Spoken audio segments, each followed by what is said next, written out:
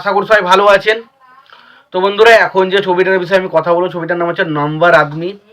ছবিটা 1991 সালে রিলিজ করেছিল। ছবির লিড চরিত্রে আমরা দেখতে পেয়েছিলাম মিঠুন চক্রবর্তী এবং সঙ্গীতা বিজালানি, এবং ছবিটাতে মানে পরিচালক হিসেবে কাজ করেছিলেন স্বরূপ কুমার। তো সেই ছবিটাকে নিয়ে এখন কথা বলবো। তো তার আগে প্রত্যেকটা বন্ধুকে অনুরোধ করে রাখবো, আপনারা যদি চ্যানেলটা নতুন হয়ে থাকেন অবশ্যই আপনারা চ্যানেলটা সাবস্ক্রাইব করে নেবেন। যদি আপনাদের ভিডিওটি ভালো লেগে থাকে অবশ্যই আপনারা লাইক কমেন্ট শেয়ার করতে ভুলবেন না। তো নাম্বার আদমি ছবিটা 1991 সালে রিলিজ করেছে। ছবির পরিচালক স্বরূপ কুমার। ছবিটার গল্প লিখেছিলেন পিডি মেহরা। ছবিটার প্রযোজনা হিসেবে কাজ করেছিলেন ডিম্পি।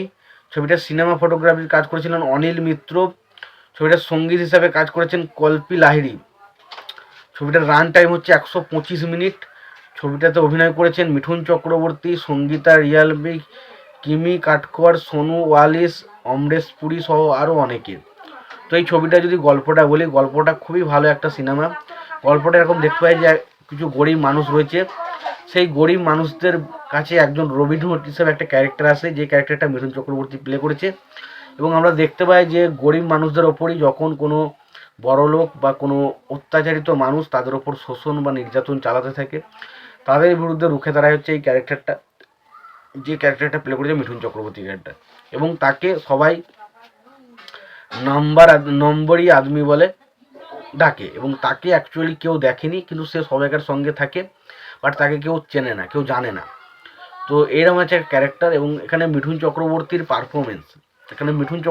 পারফরমেন্স জাস্ট আউটস্ট্যান্ডিং ছিল। আউটস্ট্যান্ডিং পারফরমেন্স মিঠুন চক্রবর্তী একটা দেয়। এবং মিঠুন চক্রবর্তী ভার্সেস অমরেশ পুরী, যতবারই হয় ততবারই সেটা দেখতে আলাদা একটা মজা লাগে। তো এই সিনেমার মধ্যেও সেটা ব্যতিক্রম হয় না। ছবিটার মধ্যে সেই জিনিসগুলো আমরা পাই, ফিল করতে পারি। ছবির ইমোশনাল কিছু দৃশ্য রয়েছে যেগুলো কিন্তু দারুণভাবে ছবিতে ওয়ার্ক করে। ছবিতে অ্যাকশন সিনগুলো বেশ মজাদার, এবং ছবিতে বেশ কিছু ডায়লগ বা সংলাপ রয়েছে, সেগুলো কিন্তু আমার কাছে বেশ ইন্টারেস্টিং লেগেছে। এবং পাশাপাশি ছবির ব্যাকগ্রাউন্ড মিউজিক কিন্তু বেশ ভালো। এবার আসি ছবির গানের কথায়। দেখুন, ছবির গান আমাকে খুব একটা ইমপ্রেস করতে পারেনি। ছবির গান আছে প্রায় 5টা মতো গান রয়েছে ছবিতে, কিন্তু গানগুলো কোনো গানটি আমার কাছে খুব একটা আহামরি কিছু মনে হয়নি। গানগুলো ঠিকঠাক বলে মনে হয়েছে। তবে ছবিটা অ্যাকশন সিনগুলো ভালো, ছবিতে যে ড্রামাটা ইউজ করে সেটা খুব ভালো। ছবিতে মিঠুন চক্রবর্তীর এই ধরনের সিনেমা দেখতে ভালো, যেখানে মিঠুন চক্রবর্তী রবিন হুড হিসেবে প্লে করা হয়, এবং মিঠুন চক্রবর্তী গরিবের মাফিয়া হিসেবে হয়ে যায়। কারণ মিঠুন চক্রবর্তী যখন সেই অ্যাকশনগুলোতে অ্যাকশন করে না, সেই অ্যাকশনগুলো দেখতে মোটামুটি মনে হয় যেন আমরা নিজেরাই সেই অ্যাকশনের সাথে যুক্ত, সেরকম কিছু মনে হয়। তো আমার ওভারঅল মিঠুন চক্রবর্তী এই ধরনের সিনেমাগুলো দেখতে খুবই ভালো লাগে, বাংলা থেকে শুরু করে হিন্দি। এবং আমার এই সিনেমাটা সত্যি কথা বলছি শুধুমাত্র মিঠুন চক্রবর্তীর জন্যই দেখতে খুব ভালো লেগেছে। তোমাদের কেমন লেগেছে সিনেমাটা অবশ্যই জানিও। তোমাদের যদি ভিডিওটি ভালো লেগে থাকে অবশ্যই লাইক কমেন্ট শেয়ার করে দিও।